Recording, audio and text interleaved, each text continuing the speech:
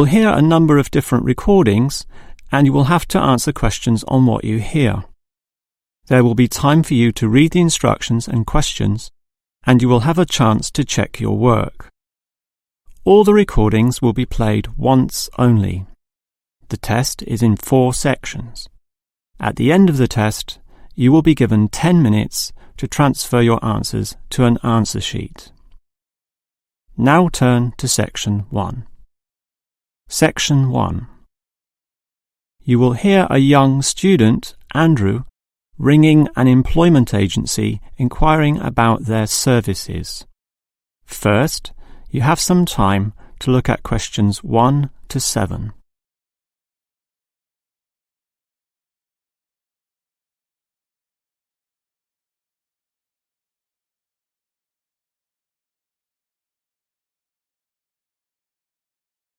You will see that there is an example that has been done for you. On this occasion only, the conversation relating to this will be played first. Hello, is this the AAA employment agency? Yes. Hi, I rang before. My name's Andrew Peterson. I rang you earlier and gave you my personal details. The student's name is Andrew Peterson, so Peterson has been written in the space. Now we shall begin. You should answer the questions as you listen, because you will not hear the recording a second time. Now listen carefully and answer questions 1 to 7. Hello, is this the AAA employment agency? Yes. Hi, I rang before. My name's Andrew Peterson. I rang you earlier and gave you my personal details. If you remember, I'm that student looking for work during the summer holidays. Oh, sure. Actually, I have your file right here. But we still need to add some further information. Yeah, that's what they told me, and that's why I'm ringing. What do you need to know? Well, we have to know your main level of education. It's a degree, I suppose. Yes, but I'm still doing it in engineering. It's quite interesting. Some of my friends are studying computing, though, so I'm interested in that also. Well, I'll just write in your main degree subject, engineering. We usually have a demand in computing, though. Have you worked with computers before? No, I just do some programming for fun at the university, but I almost got a job as a computer designer once. Actually, the only job I've ever had was as a car salesman, believe it or not. Well, at least you've had experience dealing with customers. What about hobbies, though? Sometimes they can help develop useful skills. In my free time I don't do much, mostly study.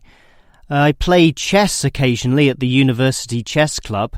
That's right next to the tennis courts, but I'm not interested in that. Chess helps develop analytical skills, so I'll put that down. Of course, it's your main skills that employers want to know about. What would you say they are? Well, I'm in my 3rd year now, studying electrical machines and generating systems, but I'd say electronics is my best skill, much better than, say, my machine skills, which aren't so good, actually. OK. Machine skills are in demand, but so too are electronic ones, so we might be able to find you a part-time job in that field. But what sort of money do you expect to get? Oh, anything, really. I'd want the standard payment, let's say. What's normal? $1,000 a month? $1,500? I'll just put $1,200, OK? That's fine by me. When can you start? Say, within 2 days? Easily. Actually, less. In fact, just give me a ring and I'll be able to start immediately. Although I admit it'll take me a few days to get used to getting up early in the morning. OK, that's just about it. Unless you'd like to add anything else which may help with your application? Not really. I ride a motorbike, but that's unimportant. I'm friendly, but every applicant claims that, right? I can speak another language. Ah, that might be useful, depending on the language. Is it Chinese? A Chinese speaker would go down well. Spanish, I'm afraid. You see, I grew up with some friends who came from South America. OK, I'll write that down, but I don't think it will help that much, sorry to say. Before you hear the rest of the conversation, you have some time to look at questions 8 to 10.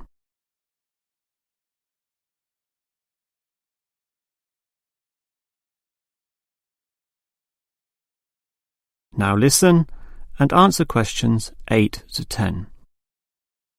Well, thanks for your help, and hopefully I'll get a job soon. But can I just ask one more question? Sure. What basically are employers looking for when they interview someone?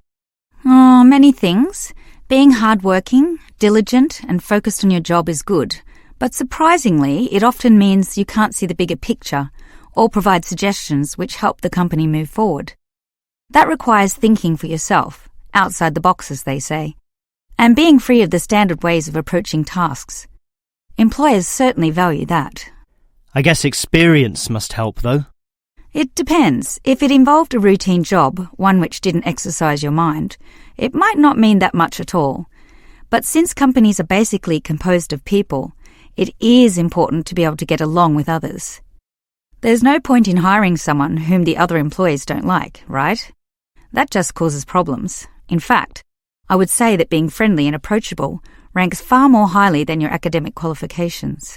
Okay, and that's all assessed at the interview, right? Yes, and your qualifications, experience, and approach to the job, such as whether you can do different things, work overtime, or do long hours, is needed. But those latter qualities are pretty much standard. What may be more important is based on the fact that things inevitably go wrong. Mistakes are made and someone's got to fix them in a way that creates the least disturbance. People with demonstrated abilities to do this are certainly regarded highly. I see. That's very interesting. That is the end of section 1. You now have half a minute to check your answers.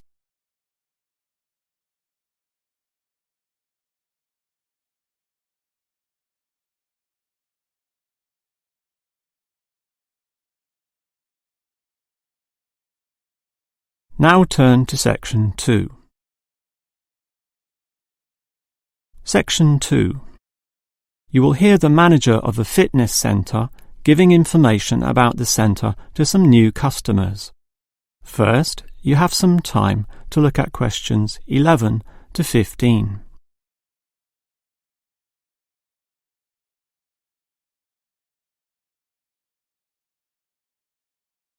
Now listen carefully and answer questions 11 to 15. Hello everyone, and welcome to the Fit for Life Health Centre, a place which, as the name suggests, is not just for short-term solutions, but rather intends to put you on a sensible and achievable footing for the rest of your life. And that's how we're different. For example, we could immediately put you on a harsh exercise program, expecting you to work out every day, but such a plan would see you quickly lose interest. That's why the initial step is a 1.5 hour consultation in which your lifestyle, current situation, and long-term goals are all thoroughly analysed. Now, an important part of this consultation involves analysing what you eat. There's no point exercising here and losing weight, then putting it all back on later. You will need to show self-control and discipline in your diet, and we'll work on that.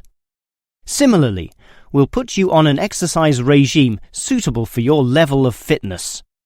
So that will involve a test where we will take you through some activities, then measure your heart rate and blood pressure to determine how fit you are. This will be monitored during every subsequent consultation, along with your exercise schedule, and that occurs monthly and not half-yearly, as with many other centres.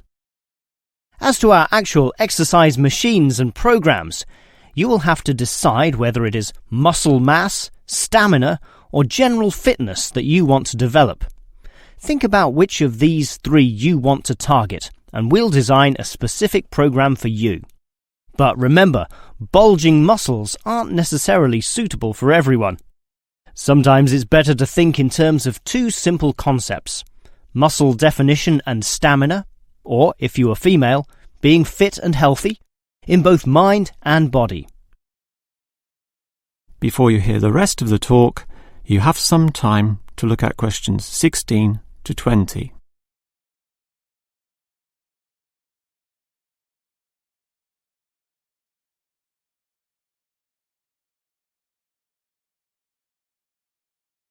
Now listen and answer questions 16 to 20. Now, if you're going to work out at this gym, you'll need to think about your reasons for exercising. So let's consider that in more detail.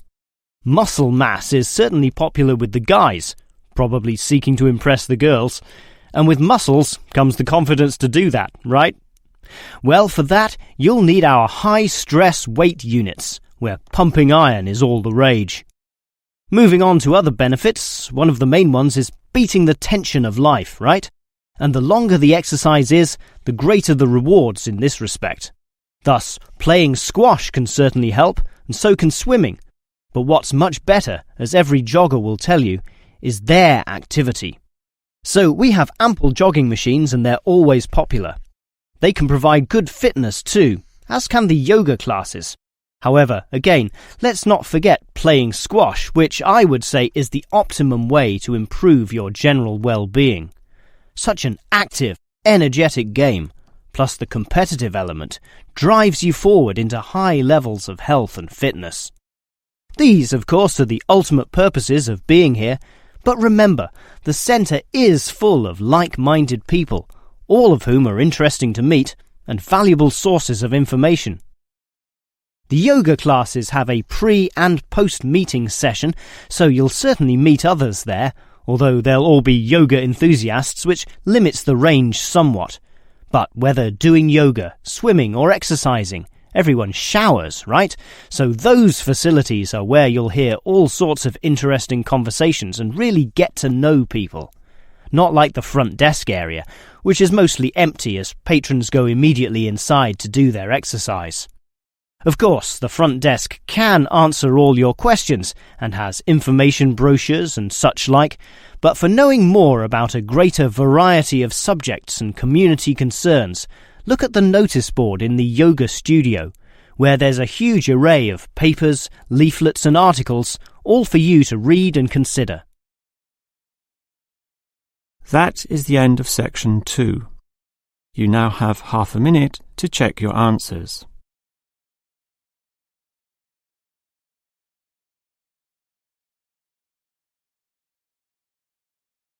Now turn to section 3. Section 3. You will hear 2 faculty directors talking about which person in their university to promote. First, you have some time to look at questions 21 to 25.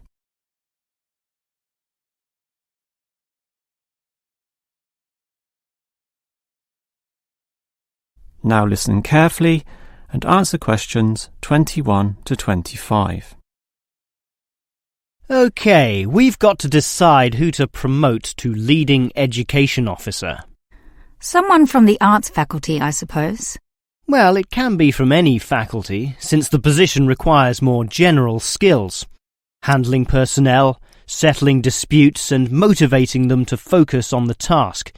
It was the last position which involved computer knowledge, not this one. Surely computer knowledge would help. So too would knowledge in the arts. Sure, it would help, but the key criterion is being able to direct the staff appropriately.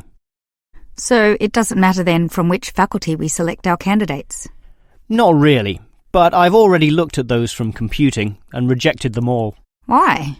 They're all too new, lacking in sufficient experience, whereas these ones from the business faculty are long-timers, so we'll take someone from there.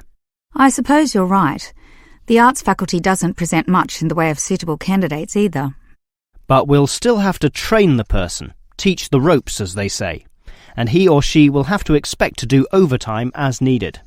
Of course, it can get so busy that if we were open on the weekend, they'd have to work then as well. Just as well we're a Monday to Friday university, right? Right. But are you sure these people will actually want the job? The salary isn't such an improvement on their current ones. I know, but there are benefits. You get overtime rates, a nice place to put your car, as well as additional petrol money if you drive for company purposes, which they'll probably be required to do. But those benefits are quite limited, especially given all the work and responsibility involved. People often don't like that. They prefer the creative freedom of less senior teaching positions. Yeah, I know. But these candidates should realise that if they do this job well, there'll be more promotions down the line.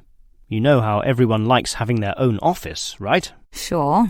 Well, that would come after a few years, if they're prepared to work hard and grow with the university. Yes, that should attract these people. Before you hear the rest of the conversation, you have some time to look at questions 26 to 30.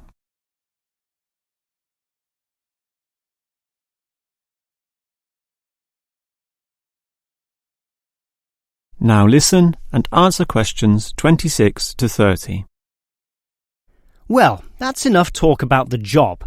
What about the actual candidates? How many do we have? I've narrowed it down to 4. Just using their first names, that's Stephen, Abdul, Lek and Oscar.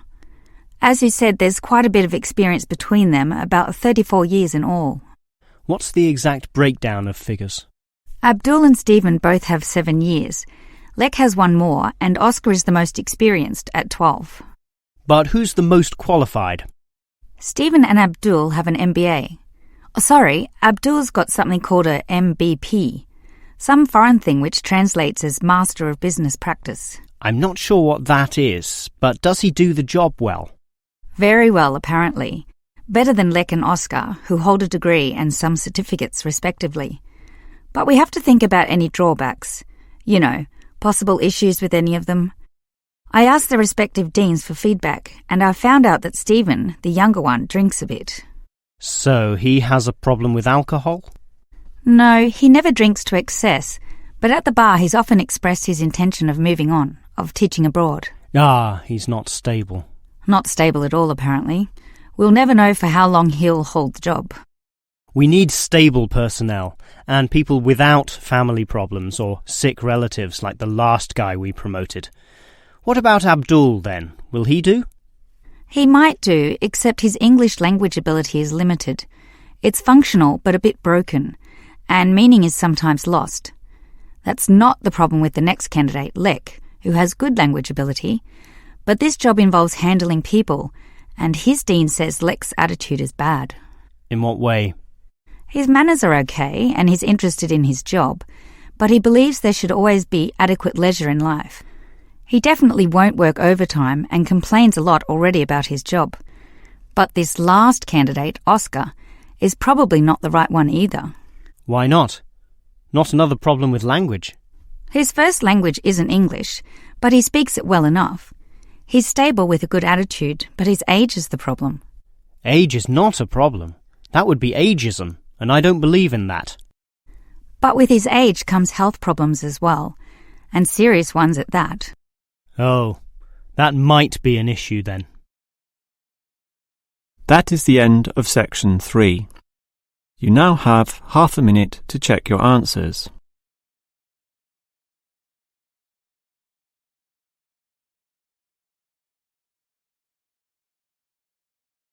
Now turn to section 4. Section 4. You will hear a lecturer talking about caves. First, you have some time to look at questions 31 to 33.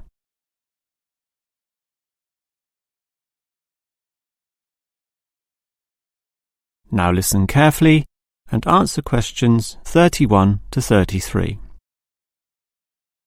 If there is one natural feature which has long fascinated man, it is caves, those natural underground spaces into which people can enter. No known cave in the world can exist without it being extensively explored. Whether it be in remote areas, such as the Clearwater Cave in Borneo, or immensely long and difficult, such as Mammoth Cave in America. Or perhaps the most challenging, those caves below the water table, full with water, in which case the exploration is known as cave diving. Whatever the case, if the caves are known, as complex and difficult as they usually are, they will be explored. The formal name for the study of caves is speleology, and involves many disciplines such as chemistry, geology, biology, and cartography. or the science of making accurate maps, since the largest caves can be hundreds of kilometres long and highly complicated. If the exploration is just for fun, the activity is known as caving. But with the difficulties and dangers involved, the average caver is often involved with one of these speleological sciences. As for the number of caves in the world, research suggests that only a fraction have been found and documented, mostly in the areas in which caving has long been a popular activity, such as in America, France, or Australia. China, for example, has huge areas of limestone bedrock, prime material for cave formation, and logically must contain among the largest number of caves in the world. Yet only few are documented due to the lack of interest in caving there. Thus, as exploration continues, new caves will be discovered, and it is likely that the numbers could radically change in the future. Before you hear the rest of the lecture, you have some time to look at questions 34 to 40.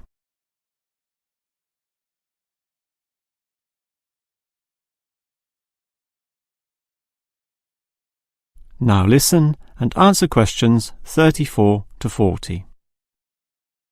With caves being such mysterious and intriguing places, the obvious question concerns how they form. The most common cause is the effect of slightly acidic water in a process called dissolution. Here, water seeps into the ground and down through rock masses. If this rock is soluble, the water dissolves some of it, and over time, the passage expands to become a cave or cave system. The largest and most common of these involves limestone, although other materials are possible, including gypsum, marble, and even salt. Now, if the cave is formed at the same time as the rock, it is called a primary cave, and the most common of these are lava tubes. When lava from volcanoes flows downhill, the topmost surface cools and solidifies first, leaving the hotter lava to continue to flow beneath. If most of this eventually flows out, a hollow tube is left. The country, Iceland, has some excellent caves of this type, and even far-flung Australia has a few. Finally, there are sea caves, formed from waves pounding into coastal cliffs and eroding into fault lines or softer rock. These caves are usually the shortest, about 50 metres at most, since the erosive action of the waves can only reach a certain distance. However, it is limestone caves which will always be the most interesting. This is due to the presence of limestone formations. As the groundwater seeps downward through the ceiling of the caves, it encounters a different pressure and temperature, causing it to deposit a small amount of its dissolved calcium carbonate. Over time, through the action of millions of drops, this deposition process results in ever-growing masses, known as stalactites, if hanging from the ceiling, or stalagmites, if growing from the floor. Alternatively, the water may flow over a large surface of rock, forming flowstone, and with other sorts of processes, can result in beautiful milky white formations of astonishing complexity. One of the best examples of this, as well as of what surprising discoveries may yet await, is the Lechuguilla Cave in New Mexico.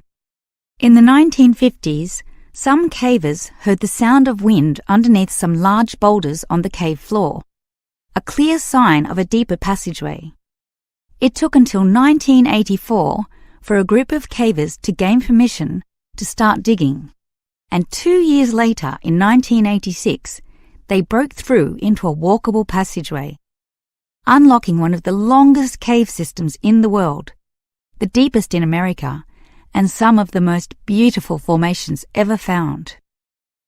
Unusually, many of these were yellow with sulfur, suggesting that the caves were a result of hydrogen sulfide from nearby oil deposits. This was forced through fracture lines, combining with existing groundwater to form sulfuric acid, dissolving the limestone from the bottom up instead of the normal top-down seepage, which characterises most limestone cave formations. That is the end of section 4. You now have half a minute to check your answers.